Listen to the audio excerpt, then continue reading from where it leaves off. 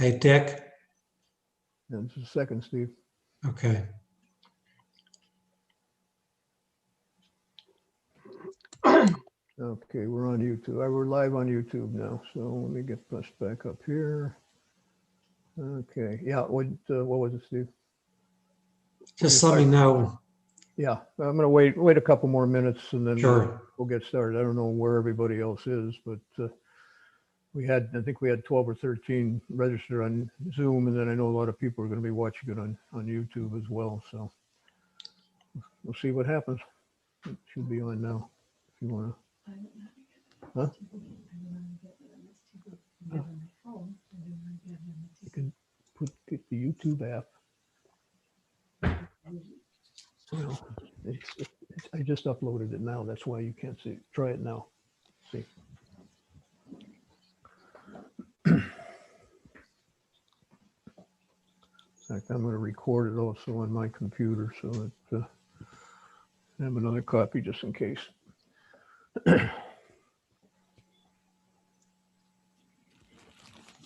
Well, whoever's here is here, and we'll go ahead. So I'm going to put it in speaker view. Steve, go ahead and why don't you introduce Tony. Good evening.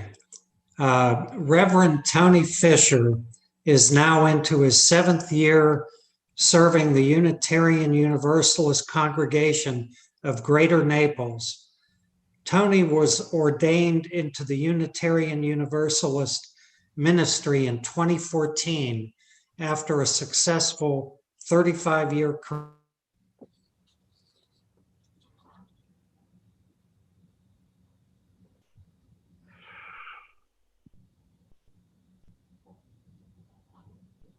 Froze. 16, when inspired by the minister of his home church in Lexington, Massachusetts. He holds a Master's of Divinity degree and a certificate in pastoral counseling from Andover Newton Theological School.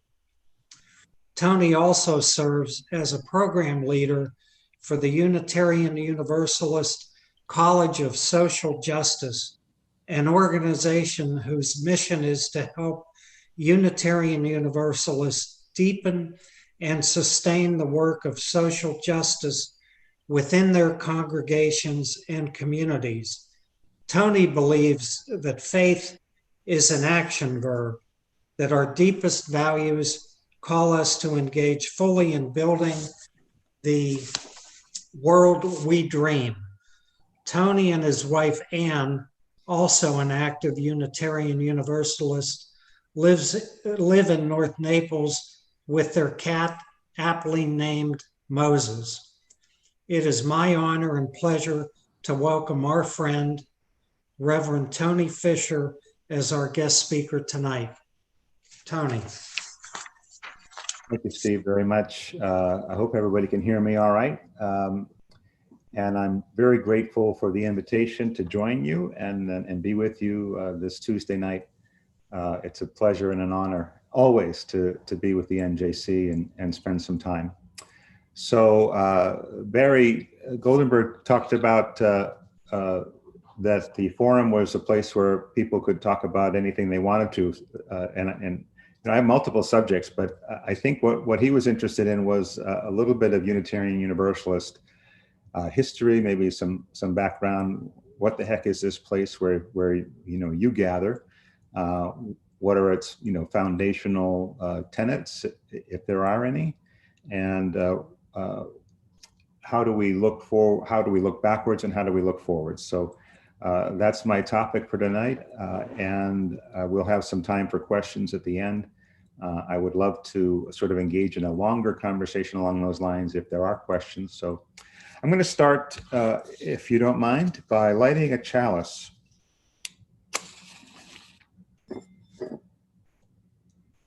And providing some opening words for our gathering tonight. This is a small chalice that was gifted to me by the congregation in which I interned in Concord, Massachusetts.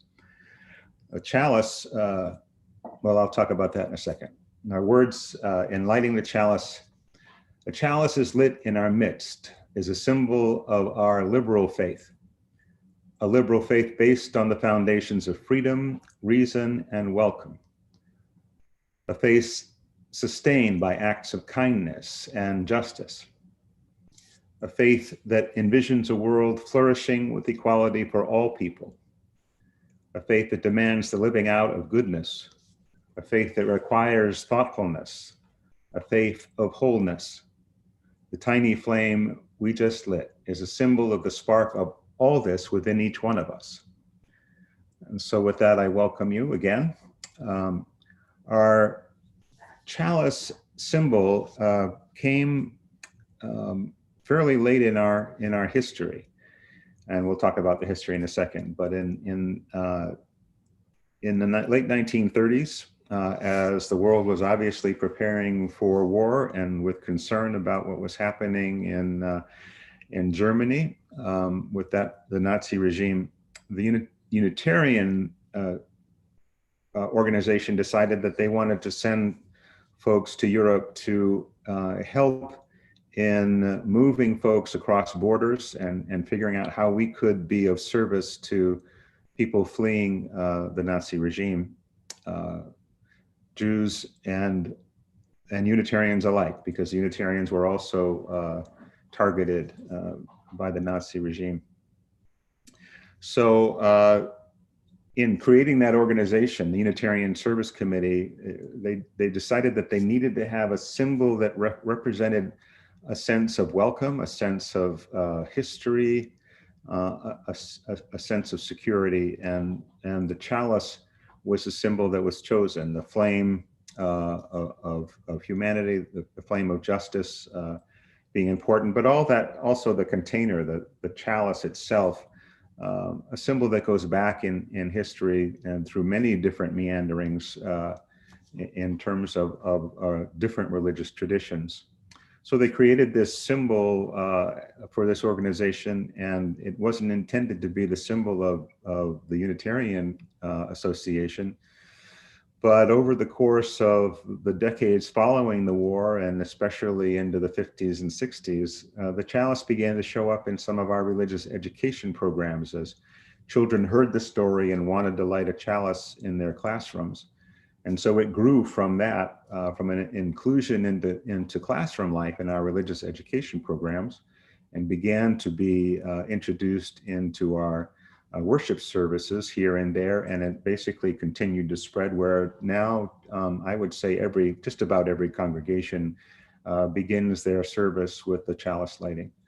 If you were to look underneath the wonderful vestments that sort of sit in front of the Rabbi Herman on a Sunday morning, if you peek under there and look at the lectern, you would see a chalice symbol as a sort of a 3D sculpture on the front of our lectern. It exists on the cover of our hymnal, and that's about it. That's about all the symbolism you get in Unitarian Universalism. A symbol and a hymnal, that's basically it. We don't have any other symbolism, and these were created organically, rising up from our congregations, as opposed to something that was created from above. The Unitarian Service Committee did some really wonderful work in Europe, in Prague, during the war. There was a PBS series called Sharp's War a couple of years ago about the minister and his wife who spearheaded that mission and their story, and it was really interesting. So they were successful in moving a good number of people across the border and in obtaining transport from them, either across borders or even out of Europe. So the Unitarians and the Universalists have always sort of had this sense of justice and action, and Steve's introduction was apropos. I think my sense of religion, faith in action, faith as an action verb, sort of speaks to both the history and our hopes for the future. So looking back, let me take a sip. Unitarian and Universalism evolved as separate denominations. And we'll look primarily within the United States because they both arose in revolutionary colonial New England in the 1700s. Both were responding to different things within the religious culture of the day, but both sprung up basically at the same time. So let's put a hold on that for a second. There are certainly European roots to both traditions, both the Unitarian and Universalist traditions. Early arguments in the early Christian church, in the early councils that sort of developed the major creeds of Catholicism and then later Protestant faiths.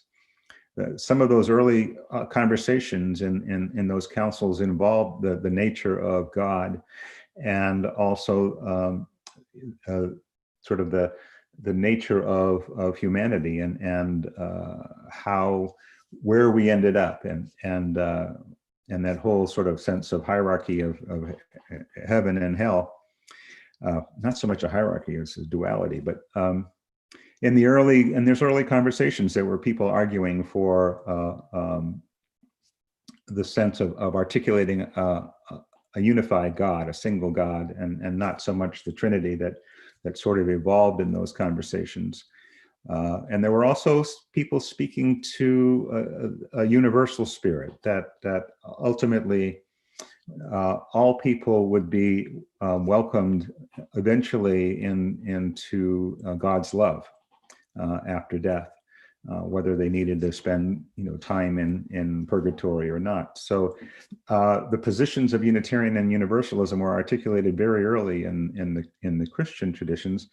I think the Unitarians clearly echoing what they read in Scripture, in the Hebrew Bible, and in their sense of the lessons of Jesus of Nazareth, a sense that there is just but one God, and trying to divide that God into Father, Son, and Holy Spirit didn't make any sense to them. It wasn't something that was logical. It wasn't something that they read in the early texts, and it was part of the original tradition as Christianity began to sort of somehow separate itself from Judaism. So there were early arguments, and certainly after the Protestant Reformation in the 1500s, again, a move towards a sort of both a more universal sense of God, and also there were within that Protestant, especially in the radical Reformation, organizations or religious groups that were speaking to the unity of God.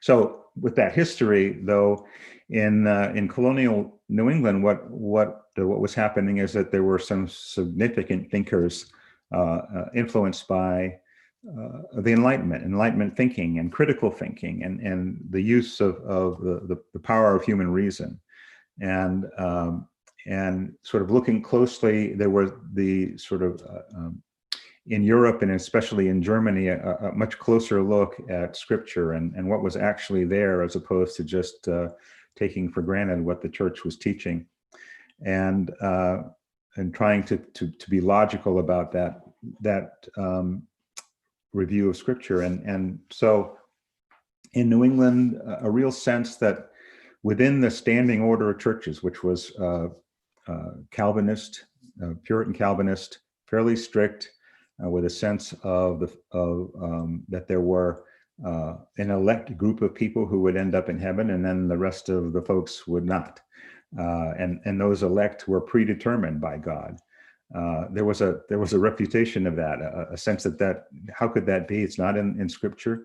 It's nothing that exists in the teaching of Jesus of Nazareth. So where did that come from? And they began to look at Scripture in terms of its the literature, and where was this written, and how was it written, and how was it adapted, and how was it changed?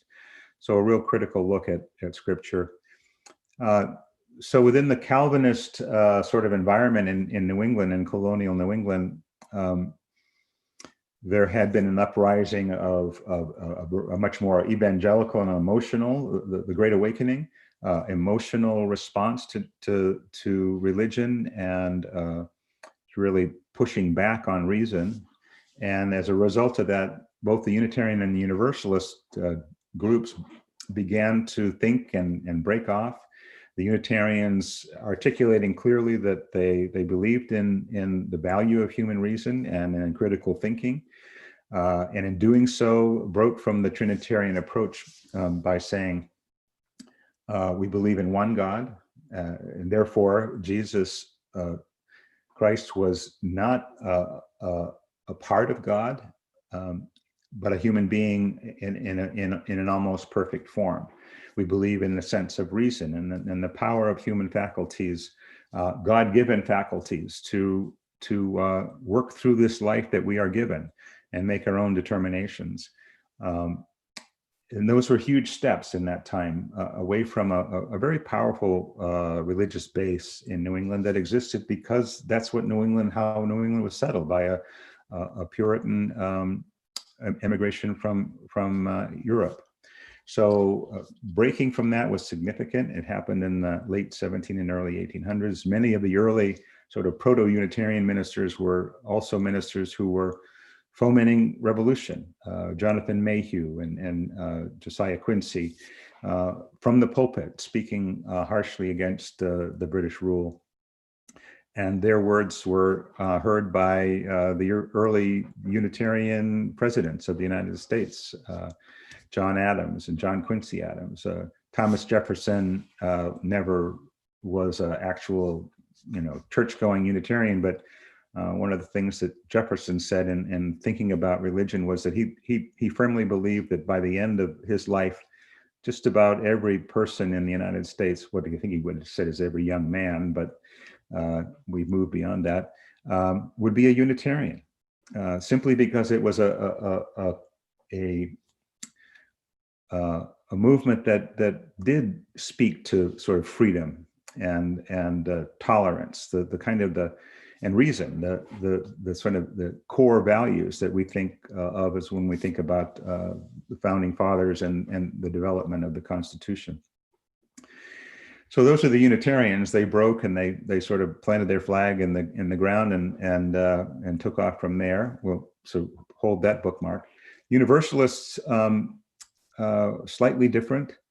They believed that, and some of this teaching began in England, but was really amplified. And that died out very quickly, but it was really amplified in the East Coast of the United States. The Universalists basically believed that a loving God was too loving to damn any of his creatures and his creation to hell for eternity. And so ultimately, the only thing that could mean was that eventually all souls would end up in harmony with that divine being. And so this played pretty well to the populace who, heard almost every day that they were damned to hell no matter what they did, unless they were of the elect. So Universalism sprang up about the same time. There's a great story about the Universalist beginnings in the United States.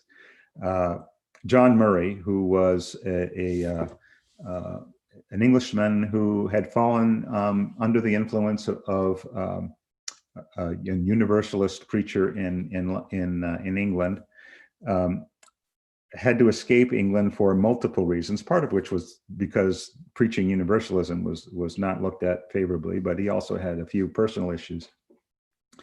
Was escaping England, vowed never to stand in a pulpit again, took a ship to America, feeling like he could lose himself in this great, vast country and never have to worry about being pursued or speaking out of turn. So his ship ran aground off of the coast of New Jersey near Cape May, and they were headed for New York City. And so the ship ran aground, and the people on board, it was not foundering, it was sitting out there offshore. And the people were able to ferry back and forth to the boat, waiting for the ship to be pulled off. a rising tide. Coincidentally, on the shore, just adjacent to where the ship was sitting, there was a farmer named Thomas Potter who had built on his own property a chapel, and that chapel he had built for a new message. He believed a new message was coming. His background, he felt that the old ways weren't working, and he was just waiting for a new message. And he thought that if he built the chapel, it was just like Field of Dreams. If you build the chapel, someone will come. And so he met Murray in one of those little trips back and forth from the grounded ship, and got talking to him. And Murray started talking to him reluctantly about universalism. And Thomas Potter said, "Oh, you've got to preach." And Murray took a long time for him to agree, but what he said was, "I'll preach for you on Sunday, but if the ship is pulled off or it comes off its grounding, then I'm gone and you won't see me."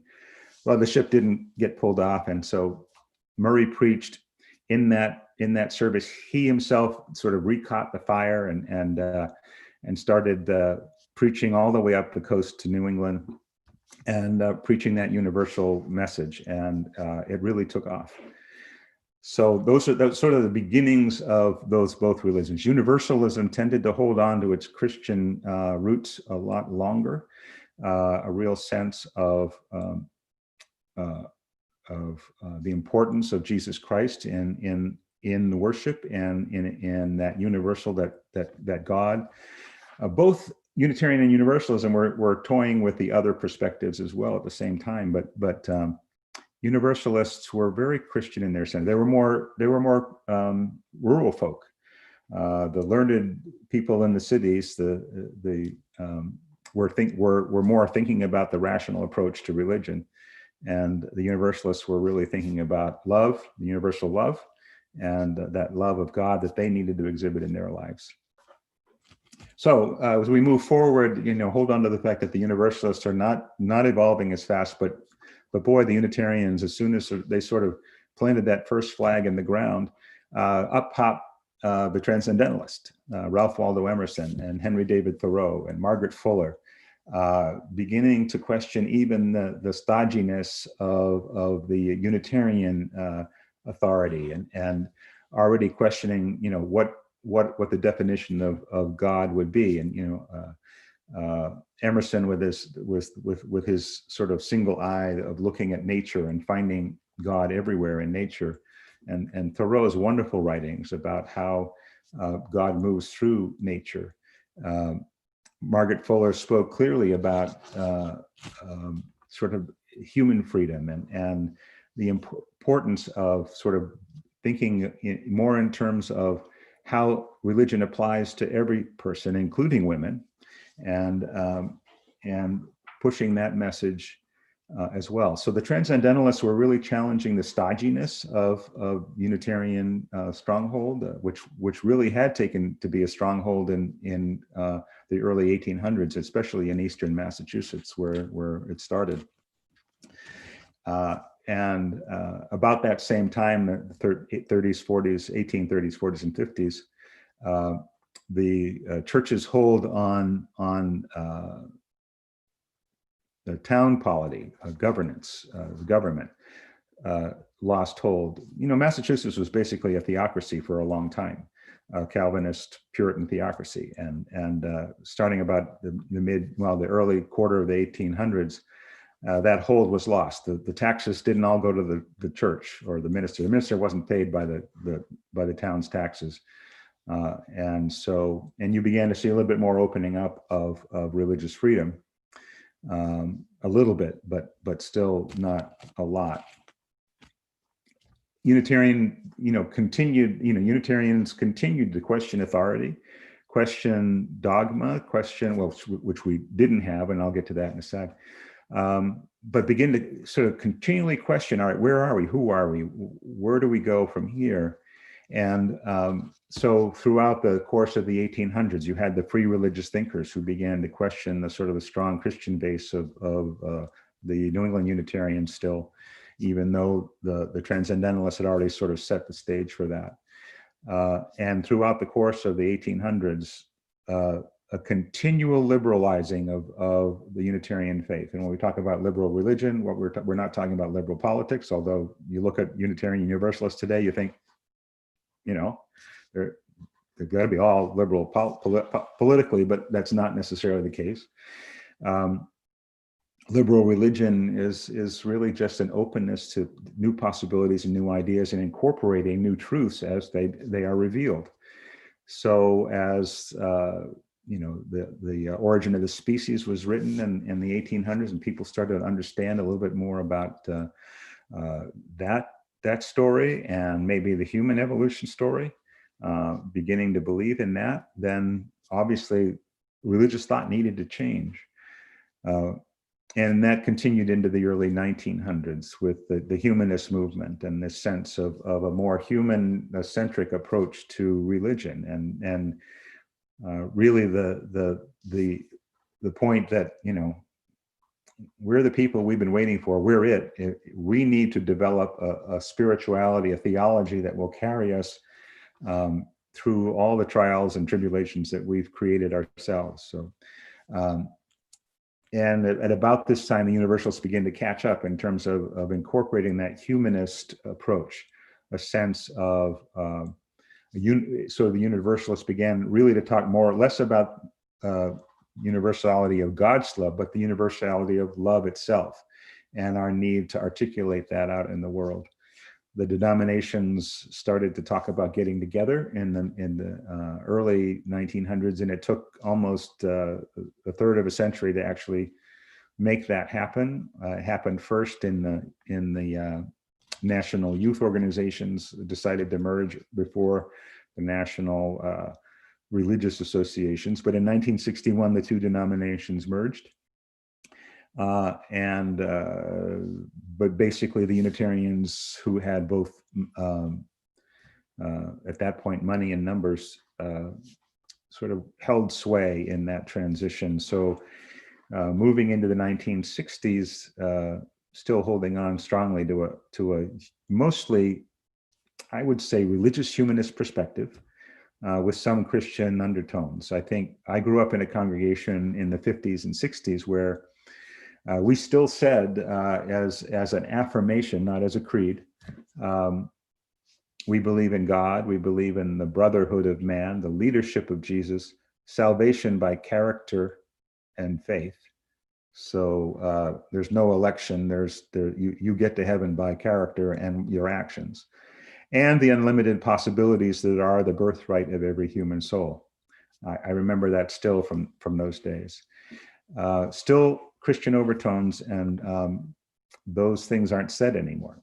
We, you know, through the 60s and the Cultural Revolution, through the 70s and the women's movement, through the 80s and 90s with the LGBTQ movement, we continued to shift and actually began to the sort of the more humanist, whether it's secular humanism or whatever, began to swing a little bit more towards recognizing human beings as more whole, that we're not all up here, that we have a heart and hands, and that in our wholeness, there's a spirituality that needs to be expressed. So as you move into the 21st century, then you begin to see within our congregations a lot more spiritual language, a sense of deepening into our own sense of what God may be, or however we define that, a sense of finding God in connections and human connections. So less a traditional view of God, but more a much more human, but also spiritual approach to God as energy, as it flows between us. That's just one perspective. We have UU Buddhists, we have UU Christians, we've got UU Hindus. Some of them like to use the hyphenated version of the name. All find mostly a community of people who believe in pluralism, first of all. I think that's an important piece of who we are, but also enjoy walking that journey toward wholeness together, sharing with each other, learning from each other, being able to listen deeply to one another. All this is the ideal, of course, but that's the model, the idea that we're all spiritual beings with the power of reason, and we justify how we begin to feel and think through our reason, but nonetheless we honor that sense of connection, I think more importantly, with both other people in community and with nature or with the universe or with the God of our own understanding. But walking the path together to find the best in each one of us, that's the ideal of Unitarian Universalism. We have seven principles that were developed in the early 1980s, so much later here in the grand story.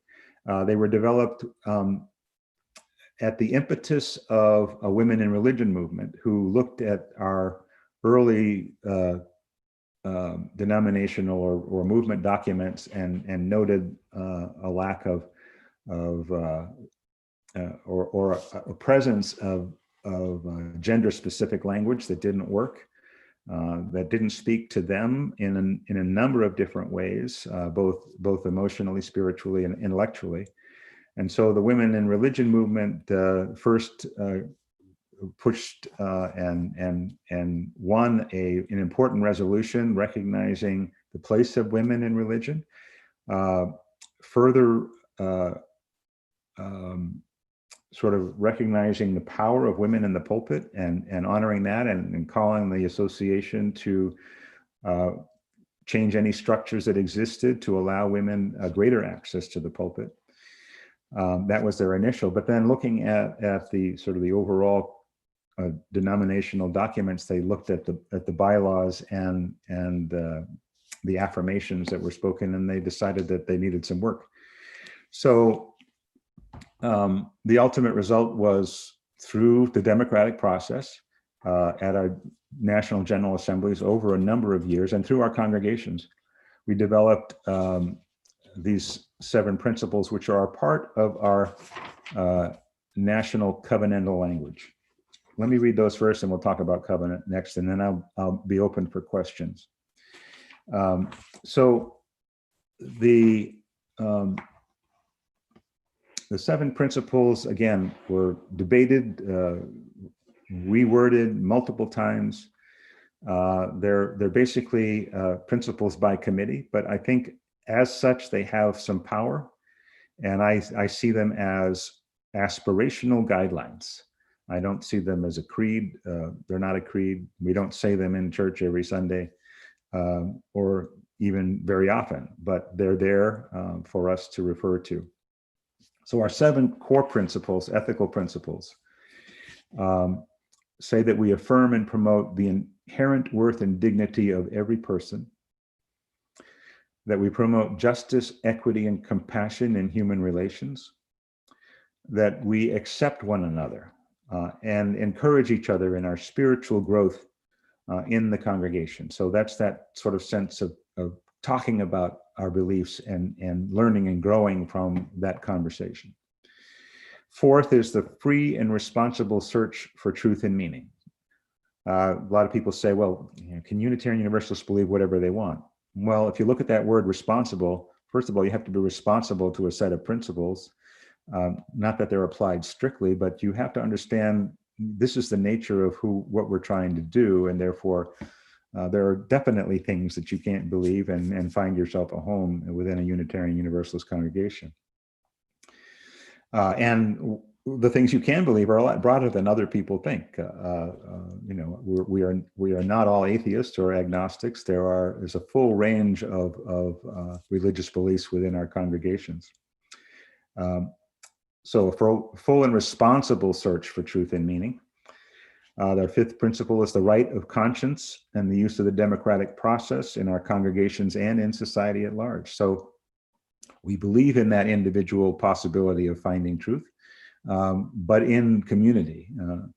We work very hard now, though we continue to struggle with that sense of individualism that sort of permeates our culture. But the democratic process is important to us, and the right of conscience. Therefore, we speak very much in terms of separation of church and state. Our sixth principle is the goal of world community with peace, liberty, and justice for all.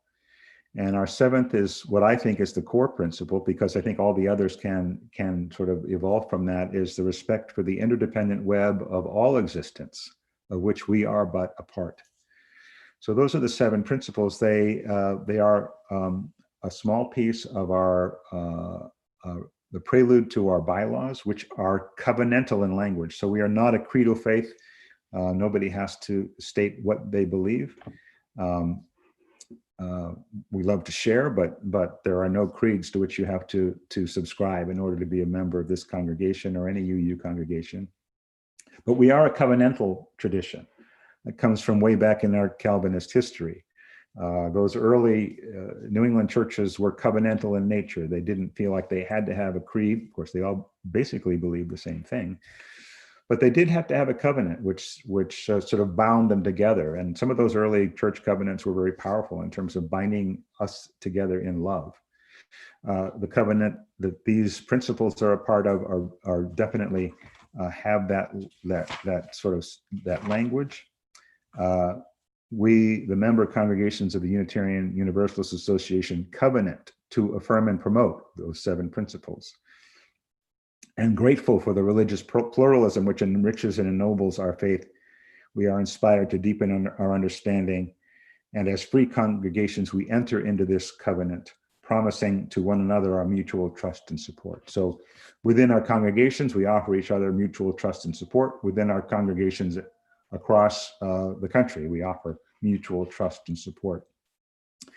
So Unitarian Universalism is basically continue to be an evolving tradition.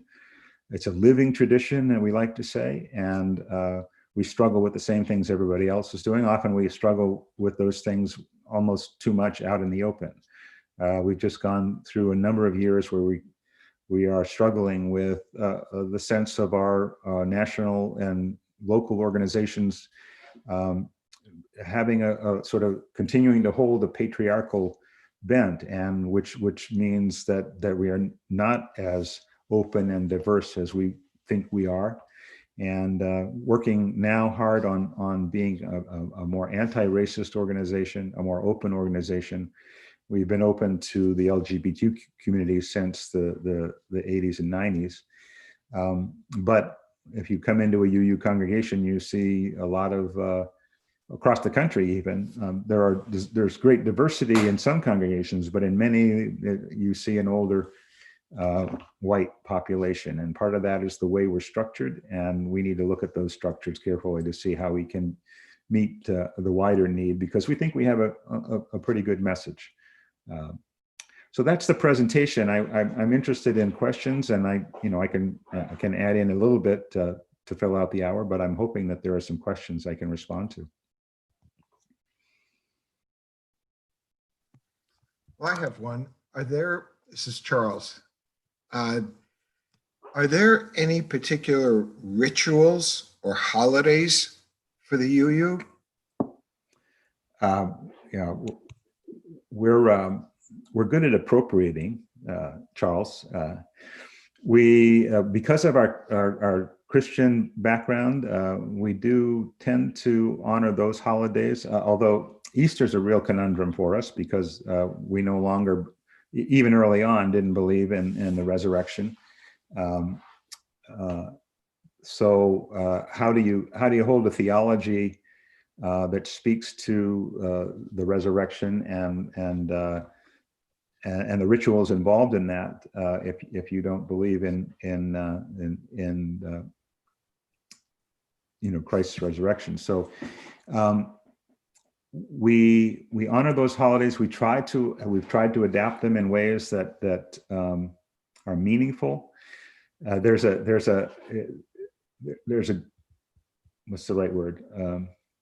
There has been in the past a strong argument that Unitarians in the United States actually sort of define the Christmas that not the fully commercial version, but the Christmas we think of as in the United States of the Christmas tree, which was introduced by a Unitarian minister in my hometown from Germany, but and a number of the familiar Christmas hymns were written by Unitarians, and so we have a place in modern Christmas history, but it's a struggle in that regard to speak to the holiday more generically. What's the deeper message? What's the Christmas story really mean to us? The birth of a child and the birth of possibility. Each night a child is born is a holy night. I mean, I think it's one of the things that we use often in our services at Christmas. I tend to honor the Jewish holidays, not so much with ritual, obviously, but by honoring the meaning of those holidays and speaking to them.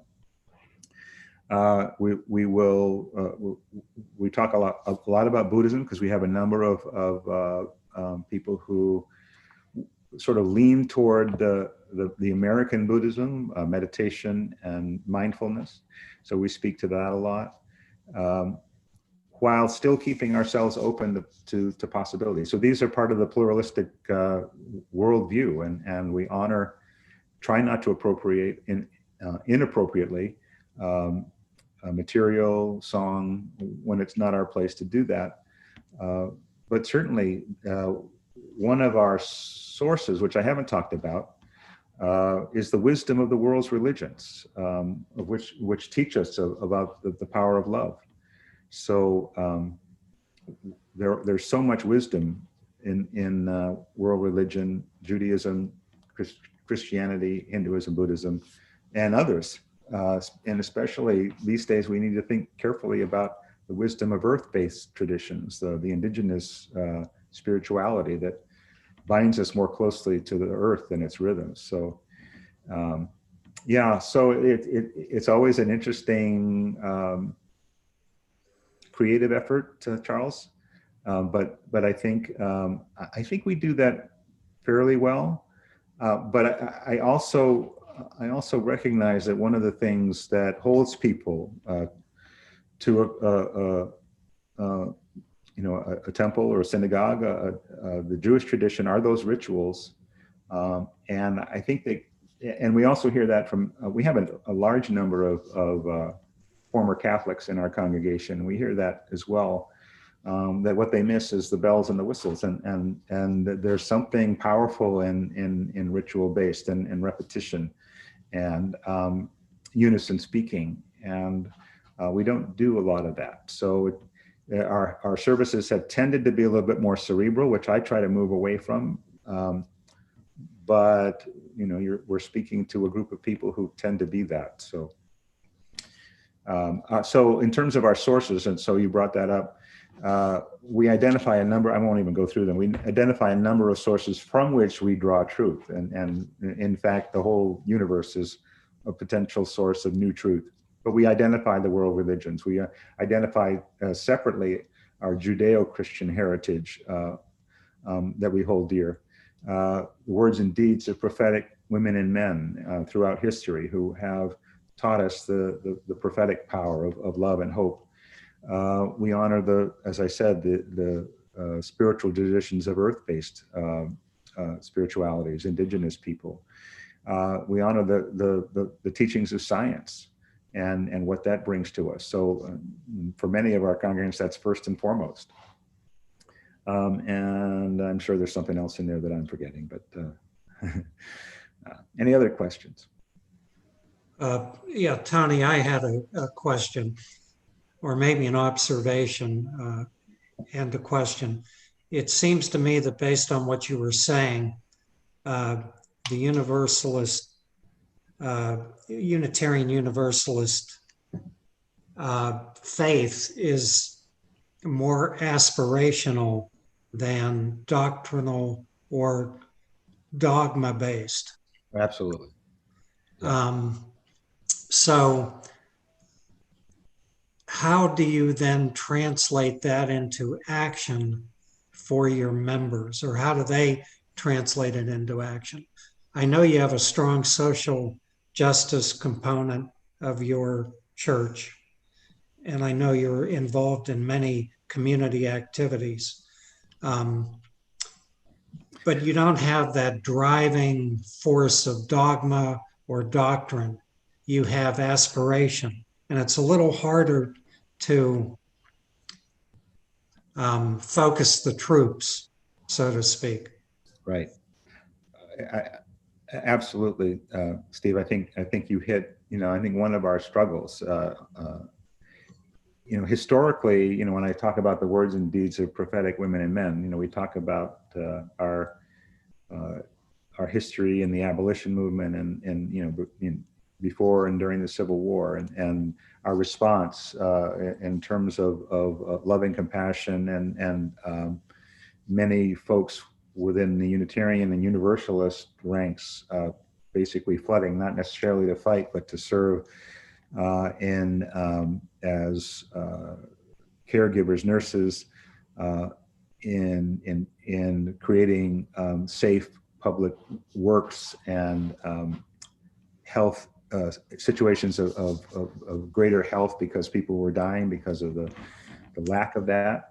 So people doing those things, people working as many traditions do. We're not unique, but to create safe spaces for people who struggle with emotional and mental illness in the past. So some of our the names we like to bring up, people who struggle for political freedom. Susan B. Anthony was at least partly Unitarian, attended the Unitarian Church in Syracuse. A large number of those folks. And I think that those names continue down through history. So we gain some motivation from their stories and the fact that they were able to put their values into action. It is, I think, for me, one of the biggest struggles. Of course, we're here in Naples and we're in a retirement community, and folks have been there and done that. They're here for a purpose, and so sort of turning back on the switch of being activists, and many of them have been in the past, is not necessarily an easy task. I've tried very hard to and this has been a theme this year, is to get people to quiet, to take a deep breath. I firmly endorse meditation or whatever way you can to get yourself still, because we're very busy. We like to be busy. We like to be distracted. But to recenter and then begin to listen to our hearts and what is it saying. And if we look around at the world, I think most of our values will tell us that the world is not okay right now. We're not whole. And if you can deepen far enough to connect with those values and begin to get outside yourself enough to do even the smallest thing, and acting on that, then the world will be a little bit better place. So that's been my message, I think, especially over the last year plus. And now, even during the pandemic, people are they're isolated. They're feeling anxious about the world. And in fact, one of the things you can do in terms of that anxiety is to act, to do something, and to figure out what that is. If you're doing something, if you can actually answer one of the core fears that you're holding, whether it's a fear of your own health, a fear of the social unrest, a fear of the political situation, the best way to answer that is to actually act and do something, and you feel better by acting. And so that's been my message. There's not an automatic, absolutely, Steve. It's not inherent in the message. And of course, we know that Christian congregations with creeds doesn't necessarily, push people out the door and into the streets doing something as Jesus would do. So it's a struggle, but I think that's where we aim mostly. I think that's why we are known for that. But for the most part, Well, again, it really depends on who you're talking about. You go to any of our general assemblies and they're just total energy people that are active and engaged and want to go out there and march, that day. Yeah. Tell me what I'm marching for. But get down to the congregational level, and you also have to recognize that it's still, there's this balance. It's about holding community and holding each other close and holding each other in love, and at the same time recognizing we have responsibilities outside the walls. And so there's that combination, and I don't like to think of it as a tension, because I think they're mutually not mutually exclusive, but there is that. People need to be held at sometimes, and people need to be challenged at sometimes. Well, thank you, Tony. In Judaism, we have a concept called tikkun olam, and it means repair the world. You probably know that. And I think the UU very much is involved in that from many, many perspectives. Yeah, one of the Rabbi Luria's creation myth from the 14th century is something that resonates very, very strongly with me. I used that story. I don't know who the storyteller was, who sort of told the story of Ein Sof and the creation of the world, and then the shattered vessels, and that we are, each one of us, a piece of that original light, and we hold in us that original light. And I love that story, and I actually used it in the sermon. In Unitarian Universalism, ministers are called by the individual congregation. There's nobody sending us around, and maybe it's the same for you, but so you have to go out and audition, basically. So in the 4 congregations I auditioned with, I used that sermon, telling that story. I wish I could remember the name of the storyteller that I basically borrowed from for that. But then juxtapose that with my own experience of a shattered world, of being in Asia and being exposed directly to the slums and seeing the shattered world right there in front of me. And it was a breathtaking moment for me. It was basically when I decided I had to finally follow the path to ministry. I was 50, probably 56, 57. And when I was 58, I entered the seminary. This was something I'd wanted to do for a long time. I think I told the story before for your congregation. That particular experience was powerful, and I juxtaposed those 2 stories, and feeling like this is our role, to collect all our lights and rebuild the world in Tikkun Olam. And you came to it in the prime of your life. Yeah, I'm a slow learner, slow developer, Better late than never. Yes, for sure. Yeah. Any other questions? I think what you're talking about is the Kabbalah. With Isaac Luria. Thank you. Yeah, That's what you wanted. Senior moment. Yeah, you're right. Yeah. The Sphirot, the little specks of light. Yeah, it's Jewish mysticism. Exactly. Yeah, I consider myself a mystic. So my own experiences in both in nature and in the context of community, whether it's grieving or singing in joy, those heightened experiences are what fuels me, and have always done so. Why I thought about ministry when I was 16, and why I continued to think about it through the years until I realized that I needed to hitch that with that passion or that experience with the real world.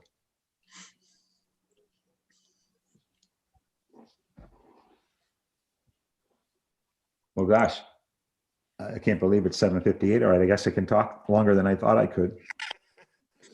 Well, Tony, thank you very much for being our speaker for Njc Connects tonight. It was very illuminating and informative, and you speak from the heart, and that in and of itself is very important. Thank you, Steve. So thank